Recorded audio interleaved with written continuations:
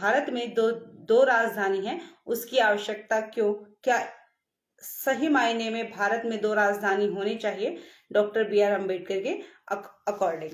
तो जो मैंने आज का लाइव है, जो मैंने मटेरियल इकट्ठा किया है वो डॉक्टर बी आर अम्बेडकर के वॉल्यूम नंबर 1 और 15 से किया है। एकता का विघटन, इससे पहले चर्चा करने से पहले कि भारत में दो राजधानी की आवश्यकता है, मैं इतिहास की जानकारी सभी के बीच में साझा करना चाहूंगी। पहले हम विघटन की बात देख लेते हैं और आवश्यकता क्यों है उसके बारे में भी चर्चा करेंगे। हिंदुओं को एकता के विध्वंस की शिकायत करने से पूर्व उन्हें इस बारे में सुनिश्चित होना चाहिए कि जिस एकता पर वे जोर दे रहे हैं वह विद्यमान है भी या नहीं है। डॉक्टर बी आर अम्बेडकर कहते हैं कि जिस एकता की हम बात करते हैं, हिंदुस्तान और पाकिस्तान की जब बंटवारे की बात हुई थी, ये तब की बात है कि उस एकता की हम बात करते हैं कि असल में वह विद्यमान है या नहीं है। पाकिस्तान और हिंदुस्तान के बीच क्या एकता हो सकती है, क्या एकता है। भौगोलिक दृष्टि से जिस प्रकार हम देख सकते हैं कि भारत और पाकिस्तान आज विभाजित है, आज अलग है, परंतु अगर मैं बात करूं सभ्यता और संस्कृति और रीति रिवाज के अनुसार भी भारत और पाकिस्तान कभी एक हो ही नहीं सकते थे, लिहाजा उन्हें अलग होना ही पड़ता। क्योंकि जिस प्रकार हम देख सकते हैं कि भारत और पाकिस्तान दोनों ही, एक इस्लाम पर और एक हिंदू पर, दोनों ही अपने आप में कट्टरवादी हैं। जो अपने आप को उच्च श्रेणी का कहते थे, उच्च वर्णीय कहते थे, वो आज हिंदू राष्ट्र बनाने पर तुले हुए हैं और वो हिंदू के तौर पर अपने आप को जो इस्लामिक है उससे सब अलग रखते हैं। इसी प्रकार से जो पाकिस्तान अलग हुआ है वो अपनी सभ्यता के अनुसार उसके बल पर अलग हुआ है। दोनों की सभ्यताएं आपस में विपरीत हैं, तो इनका भौगोलिक दृष्टि से भी और सांस्कृतिक दृष्टि से भी अलग होना वाजिब था। जो हिंदू एकता के हामी हैं वे मुख्यतः इस तथ्य पर भरोसा करते हैं कि जिन क्षेत्रों को मुसलमान भारत से पृथक करना चाहते हैं वे सदैव भारत का अंग रहे हैं। ऐतिहासिक दृष्टि से निश्चय ही यह सत्य है। यह क्षेत्र उस समय भारत का अंग था जब चंद्रगुप्त भारत के शासक थे। जब चीनी यात्री ह्वेनसांग ने अपनी डायरी में यह उल्लेख किया था कि भारत 5 विभागों में विभाजित है। यह भी देखने की बात है कि जब चीनी यात्री भारत आए थे तब उन्होंने देखा था कि जो भारत है वो 5 टुकड़ों में विभाजित है उनके अनुसार, और उन्होंने इस बात का व्याख्यान अपनी डायरी में भी किया है कि जो 5 टुकड़ों में भारत विभाजित है वो है उत्तरी भारत, पश्चिमी भारत, मध्य भारत, पूर्वी भारत और दक्षिणी भारत। इन हिस्सों में भारत का विभाजन है और इसी के बिहाफ पर उन्होंने यह बताया है कि इन 5 विभागों में 80 रियायतें होती थी। ह्वेनसांग के अनुसार भारत उत्तरी भारत में पंजाब था जिसमें कश्मीर और उसके आसपास के पहाड़ी राज्य थे तथा सिंध पार का समस्त पूर्वी अफगानिस्तान शामिल था और सरस्वती नदी के पश्चिम तक के वर्तमान सी सतलज राज्य शामिल थे। इसी तरह से उत्तरी भारत में काबुल, जलालाबाद, पेशावर, गजनी और बन्नू के जिले शामिल थे। कहने का तात्पर्य है जब भारत के टुकड़े थे, यानी कि जब भारत विभाजित था 5 हिस्सों में, जब भारत को देखा गया था उस समय की बात है कि तब जब मुगल राज्य था और उसके बाद ब्रिटिश राज्य, क्योंकि भारत एकमात्र ऐसा देश है, भारत ऐसा देश है जिसने किसी भी देश के ऊपर को गुलाम नहीं बनाया है। भारत गुलाम बना है लेकिन भारत ने किसी देश को गुलाम नहीं बनाया है। तो जब मुगलों का शासन था भारत पर तभी भी 2 राजधानियां थी और जब ब्रिटिश का शासन रहा भारत पर तभी भी 2 राजधानी थी। तो सवाल अब यह पैदा होता है कि अब आज के समय में भारत की 2 राजधानी क्यों नहीं हो सकती और भारत की राजधानी 2 होने के पीछे क्या कारण है कि भारत की 2 राजधानी क्यों होनी चाहिए, उसके बारे में भी मैं विस्तार से भी बताना चाहूंगी कि इस पुस्तक में दिया हुआ है कि जब भारत और पाकिस्तान का विभाजन हुआ था। अब मैं आपको एक उदाहरण देना चाहूंगी और रेफरेंस देना चाहूंगी डॉक्टर अंबेडकर और पंजाब पुस्तक से, जो बी आर सांपला की रिटन बुक है। उन्होंने कहा है कि जब भारत और पाकिस्तान का विभाजन हुआ था उस समय में सबसे ज्यादा सबसे ज्यादा जो जान माल की हानि हुई थी और सबसे ज्यादा जो अत्याचार सहा था, वह सहा था हमने। हमने इन सेंस की अस्पृश्य लोगों ने, जो कि शूद्र कहलाते हैं। और आज भी जो डॉक्टर बी आर सापला की जो पुस्तक है, उसमें उन्होंने लिखा हुआ है साफ साफ कि आज भी उन लोगों को वहां पर रखा है। पाकिस्तान विभाजन के बाद जब जो हिंदू शूद्र थे, जो अस्पृश्य लोग थे, वो आना भी चाह रहे थे तो उनको नहीं आने दिया गया। तो आज भी वो वहां पर प्रताड़ना वाला जीवन व्यतीत कर रहे हैं। सबसे ज्यादा खामियाजा किसको भुगतना पड़ा भारत और पाकिस्तान विभाजन में? शूद्रों ने, अछूतों ने, अस्पृश्य लोगों ने, जो आज यहाँ पर भी और वहां पर भी ऐसा ही जीवन व्यतीत कर रहे हैं। और सबसे ज्यादा उन्हीं को ये अत्याचार सहने पड़े। जिन पर इसी तरह उत्तरी भारत में काबुल, जलालाबाद, पेशावर, गजनी और बन्नू के जिले शामिल थे, जिस पर कपीसा के शासक का शासन था, जो हिंदू अक्षत्रिय था और जिसकी राजधानी संभवतः काबुल से 27 मील दूर थी और जिसका नाम था चारिकार। खास पंजाब में तक्षशिला के पर्वतीय क्षेत्र सिंहपुरा, उरासा, पुंछ और राजौरी शामिल थे, जो कश्मीर के राजा के शासन में थे। जबकि सारा मैदानी क्षेत्र, जिसमें मुल्तान और शोरकोट शामिल थे, लाहौर के समीप बरकी अथवा संगला के शासन के अधीन थे। ये वो क्षेत्र दर्शाया गया है जिसमें जो क्षेत्र भी है और जिसमें शासन किसका रहा है। परंतु हम तो बात करें राजधानी की, तो अब राजधानी का टॉपिक लेना चाहेंगे।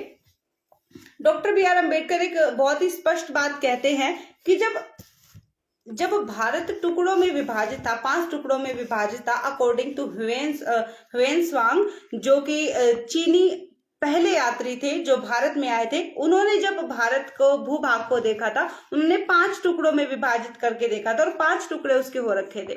तो उसके अकॉर्डिंग भारत की राजधानी यानी कि भौगोलिक क्षेत्र को देख करके जरूरत थी कि 2 हो। अब मुगलों ने जब शासन किया तो मुगलों ने 2 राजधानियां बनाई थी। उसी तरह उसके बाद ब्रिटिश सरकार का शासन, अंग्रेजों का शासन था, अंग्रेजों ने भी 2 राजधानी बनाई थी। अब देखने का मतलब यह है कि अंग्रेजों ने जो 2 राजधानी बनाई थी, मुगलों ने 2 राजधानी बनाई थी, उसके पीछे क्या कारण था? उसके पीछे वातावरण कारण था, या उसके पीछे भौगोलिक दृष्टि से कि हम किस क्षेत्र पे शासन कर सकते हैं, उसके पीछे ये कारण था।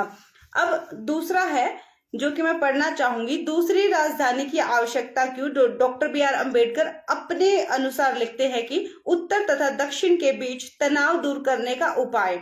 अब डॉक्टर बी आर अम्बेडकर ने एक लाइन में स्पष्ट कर दिया कि क्यों आवश्यकता है, क्योंकि उत्तर भारत में रहने वाले जितने भी लोग हैं या उत्तर भारतीय निवासी जो बिल्कुल अपनी कैपिटल से, अपनी राजधानी के बिल्कुल समीप है, अपनी बात मनवाने के लिए या किसी भी प्रकार का कोई विरोध प्रदर्शन करने के लिए वो राजधानी के बिल्कुल नजदीक हैं। लेकिन यदि हम दूसरी तरफ देखें कि जो दक्षिण भारत में जो लोग रहते हैं, दक्षिण भारत के निवासी हैं, वो अपनी बात मनवाने या किसी विरोध प्रदर्शन के लिए, किसी मांग के लिए दक्षिण से लेकर के वो राजधानी के उत्तर तक नहीं आ सकते। यदि वे ऐसा करते हैं तो उनको बहुत सारा समय लग जाता है, इनकी 3 से 4 दिन तो उनको आने में ही लग जाएंगे। और यहाँ का जो वातावरण है और वहां का जो वेदर है वो भी चेंज है। तो ये सबसे बड़ी जो क्लाइमेट है वो भी चेंज है, जो वेदर है, और ये सबसे बड़ी समस्या डॉक्टर बी आर अम्बेडकर ने कही है। और इसी के कारण कि लोगों की सुरक्षा के लिए, रक्षा के लिए, सहूलियत के लिए भारत में 2 राजधानी की आवश्यकता है। क्या भारत दूसरी राजधानी बनाने में समर्थ है? डॉक्टर बी आर अम्बेडकर पूछते हैं। यह कह देने से भारत की इस समय एक राजधानी है, समस्या से पिंड नहीं छुड़ाया जा सकता।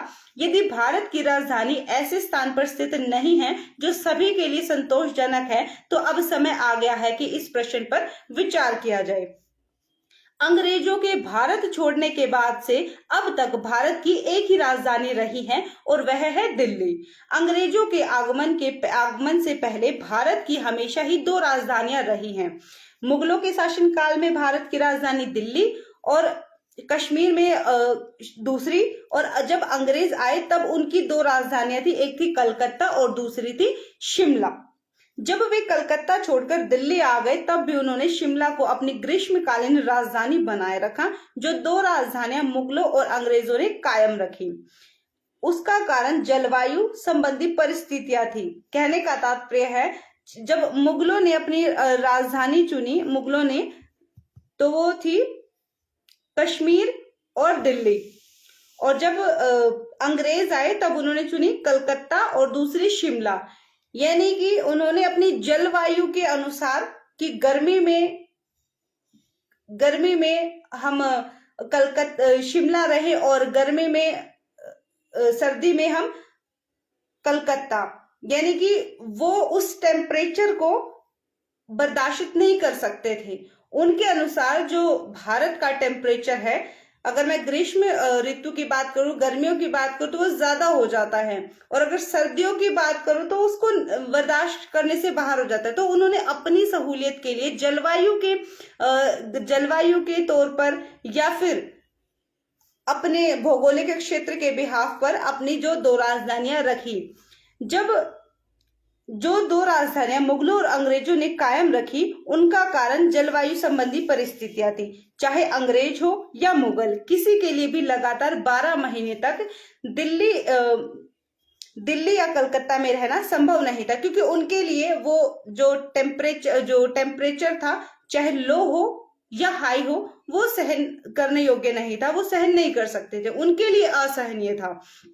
दिल्ली की गर्मी मुगलों के लिए असहनीय थी, इसलिए उन्होंने गर्मी के महीने के लिए श्रीनगर को अपनी दूसरी राजधानी बनाया। इसी कारण कलकत्ता की गर्मी अंग्रेज सहन नहीं कर सकते थे। टेम्परेचर का है यहाँ पर जो जितना भी मामला है, इसीलिए उन्होंने अपनी सहूलियत के लिए दो राजधानी रखी। इसीलिए उन्होंने भी एक दूसरी राजधानी मतलब दो राजधानी स्थापित की। मौसम की इन परिस्थितियों में अब 3 और परिस्थितियां जोड़ी जानी चाहिए। मुगलों या अंग्रेजों के राज्य में जनता की सरकार नहीं थी। कहने का तात्पर्य है, जब मुगल और अंग्रेज थे तब लोगों द्वारा सरकार नहीं बनाई जाती थी, परंतु अब जो आज का समय है, आज के समय में लोगों के द्वारा सरकार चुनी जाती है। आप दो राजधानी बना सकते हैं, लेकिन एक ही सरकार के द्वारा दो राजधानियों में कार्य होगा।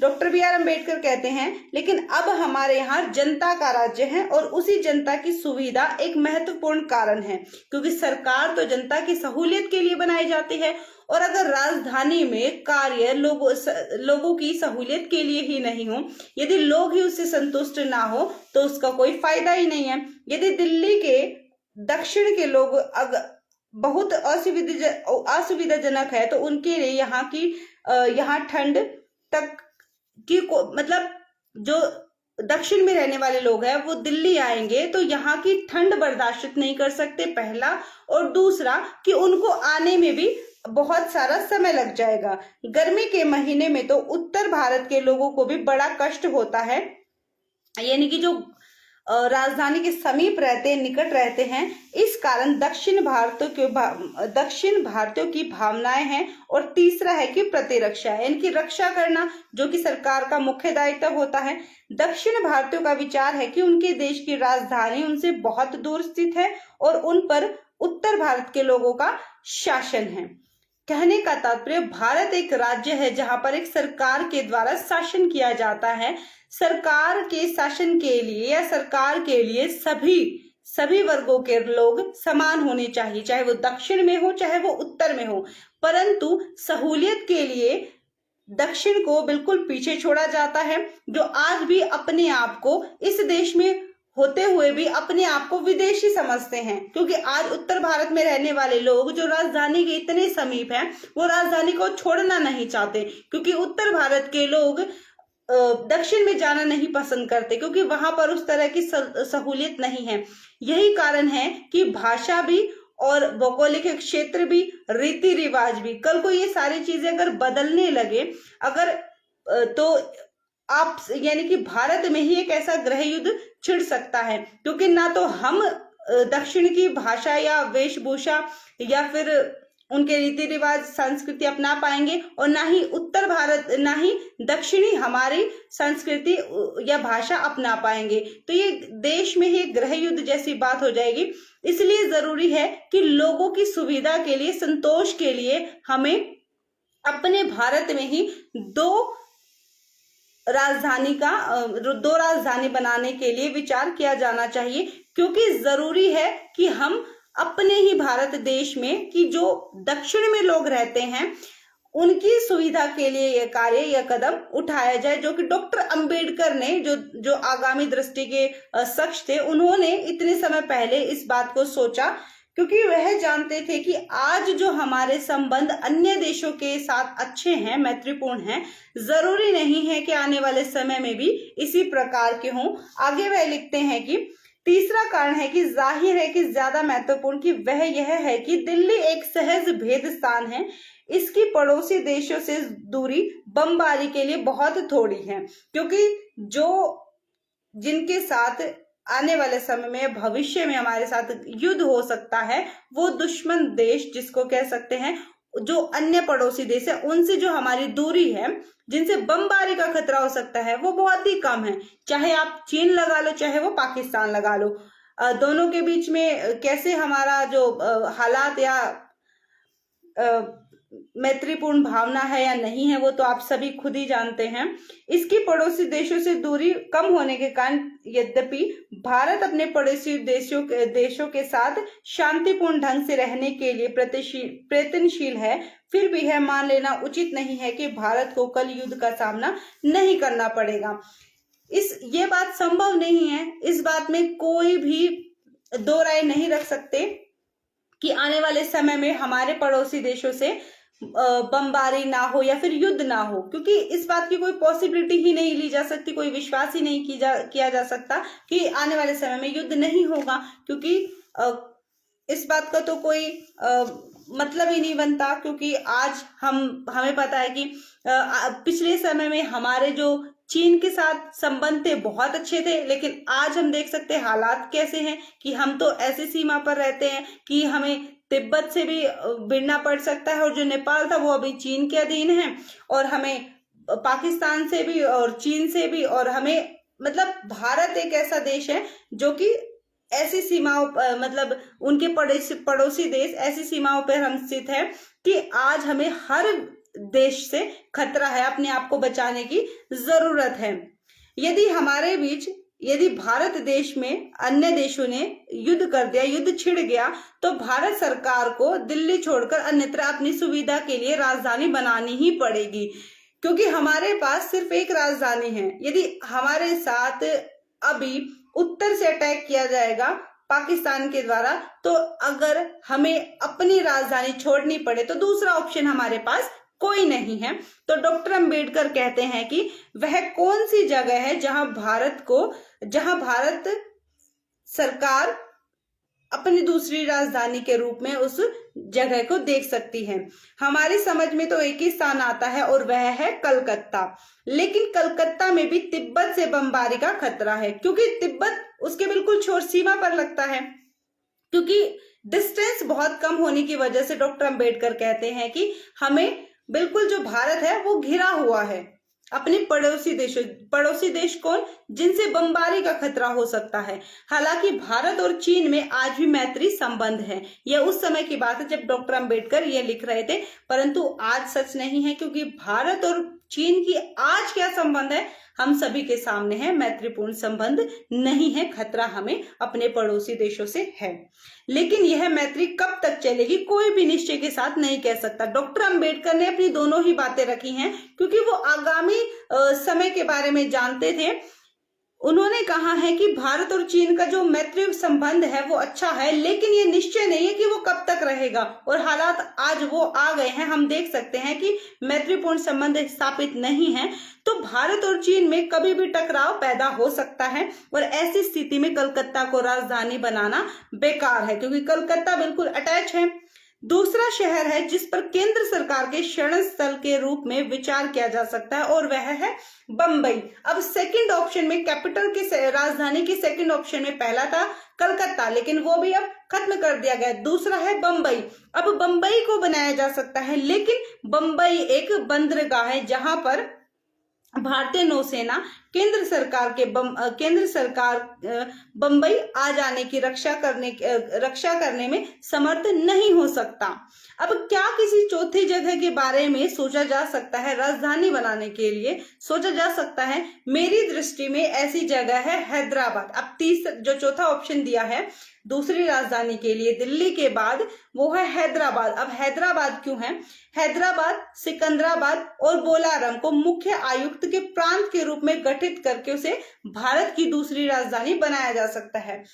ये उस समय की बात है जब स्टेट्स ना होकर के प्रोविंसेस थी, जब प्रांत थे, तो प्रांत में क्या था, हैदराबाद, सिकंदराबाद और बोलाराम को मर्ज करके हैदराबाद राजधानी के रूप में, राजधानी के तौर पर बाबा साहेब ने विकल्प दिया था। अब हैदराबाद भारत की राजधानी की सभी आवश्यकताएं पूरी कर सकता है।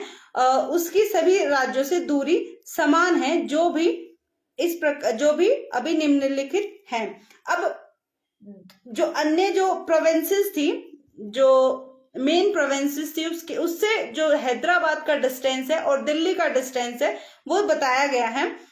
अब बंबई और दिल्ली से हैदराबाद कितनी मीटर दूर है? दिल्ली से है बंबई 798 और हैदराबाद है 440। कलकत्ता है 866 और हैदराबाद है 415। मद्रास है 1198 और हैदराबाद है 330। करनूल है 957 और हैदराबाद है 275। त्रिवेंद्रम है 1521 और हैदराबाद है 660। पटियाला है 124 और हैदराबाद है 990। चंडीगढ़ है 180 और हैदराबाद है 1045। लखनऊ है 275 और हैदराबाद है 770। अब देखिए, पटियाला, चंडीगढ़ और लखनऊ, यदि यहां पर किसी प्रकार की कोई आवश्यकता होती है तो विद्रोह, यदि किसी प्रकार की कोई आवश्यकता होती है, यदि कोई मांग होती है या विद्रोह प्रदर्शन होता है, तो पटियाला, चंडीगढ़ और लखनऊ, उत्तर भारत यानी कि दिल्ली इसको संभाल सकती है, दिल्ली इसको हैंडल कर सकती है। यदि हैदराबाद की अगर मैं बात करूं तो त्रिवेंद्रम, पटियाला और बंबई, यदि यहां पर किसी प्रकार की कोई आवश्यकता होती है तो हैदराबाद इनसे डील कर सकती है, क्योंकि 1198, 1521 और 957 जो किलोमीटर की जो दूरी है वो तय कर पाना इतना आसान नहीं है, जो हैदराबाद 440, 275 और 330 किलोमीटर की दूरी तय करना इतना आसान है।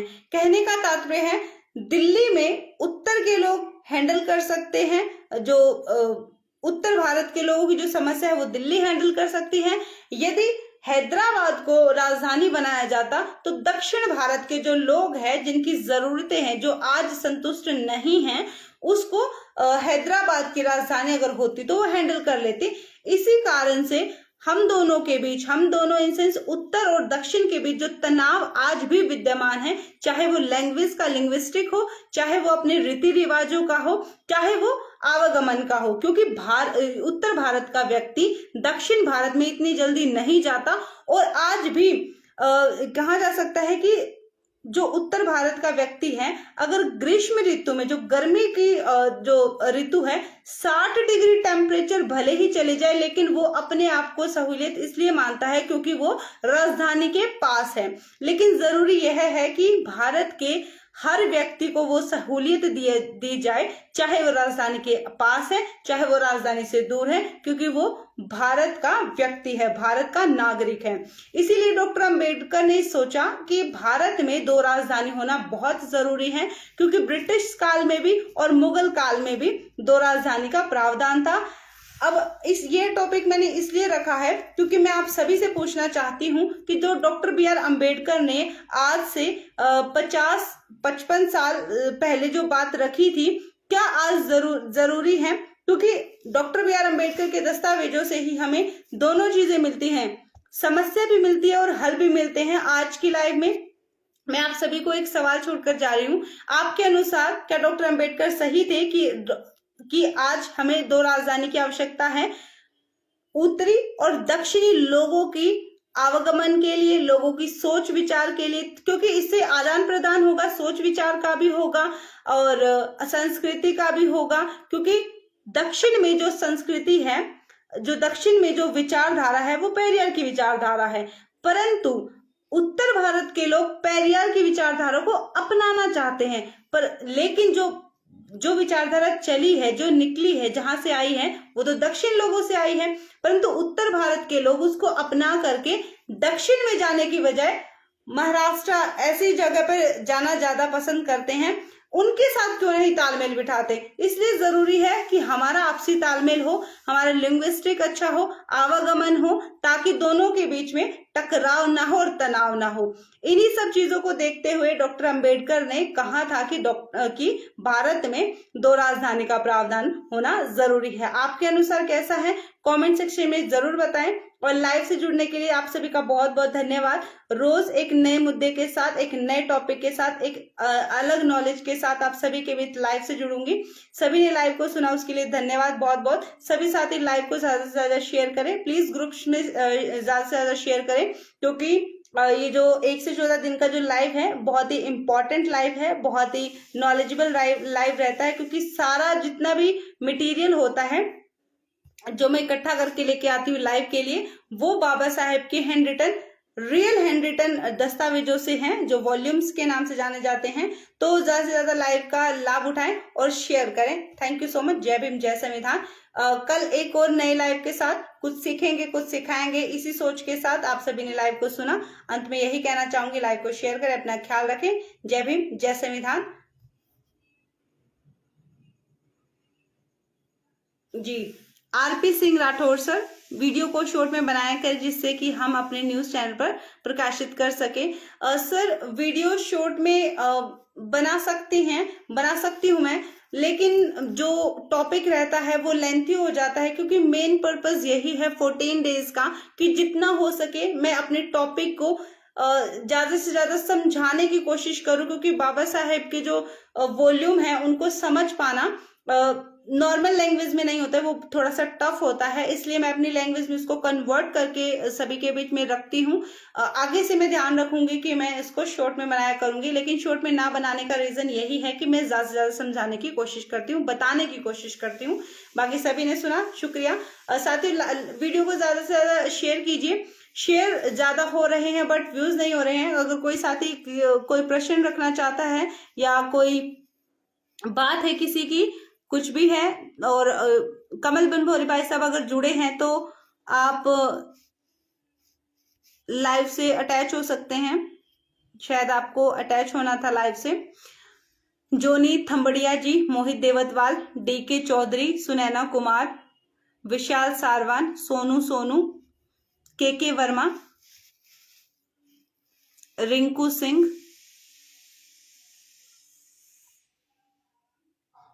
Rohit Valmiki Delhi,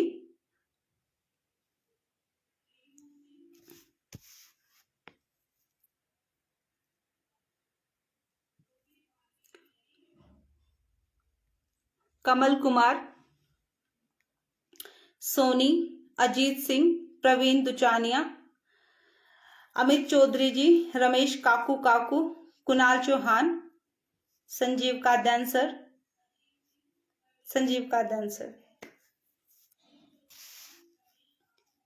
he was my teacher।